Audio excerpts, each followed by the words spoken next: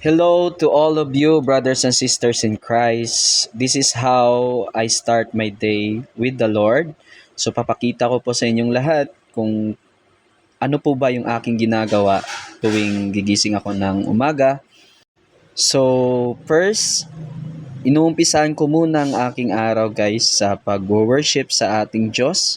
So kinukuha ko po yung gitara ko at pinupuri ko ang ating Panginoong Hesus. So, may dalawa o apat na kanta, kinakanta ko po sa ating Diyos para purihin siya. At after naman nun mga kapatid, ay nagtitimpla na po ako ng kape niyan.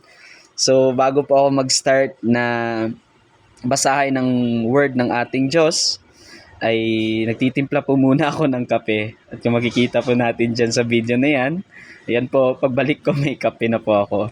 So, yun nga po guys, no? Parang hindi mabuo yung araw ko kung hindi po ako nagkakape. So, masarap po na partner yung kape sa pagbabasa ng salita ng Panginoon. At ayan na nga po guys, no? Kinuha ko na po yung Bible at yung highlighter. Syempre, hindi po mawawala yung highlighter natin dahil hina-highlight po natin yung message ni Lord sa atin na galing sa Bible. So, ayan, makikita po natin, hina-highlight ko po ang word ni Lord.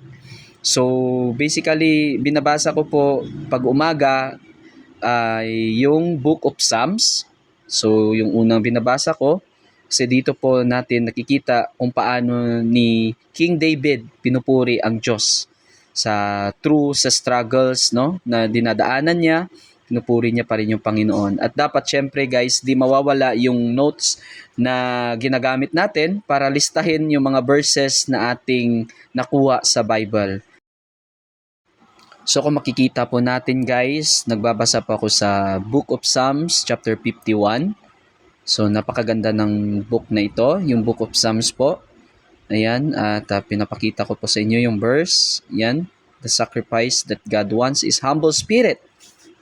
So yun po, yung humbleness talaga, yung gusto ng Panginoon. So ayan na po, after na nabasa na natin yung salita ng Panginoon sa book ng Psalms, amigo po muna ako ng kape. So masarap po talaga yung kape guys.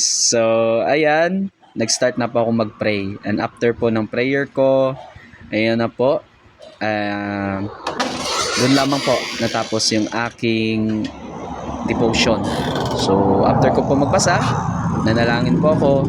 At ayan, paglabas ko po, dyan po si Mami, no? So temporary church po kami ngayon. At i-construct pa Mami, lamang by October yung ating church. So, makape lilipat ka. po tayo doon. So, yan si Kape. Mami. Niyaya ko po magkape yan.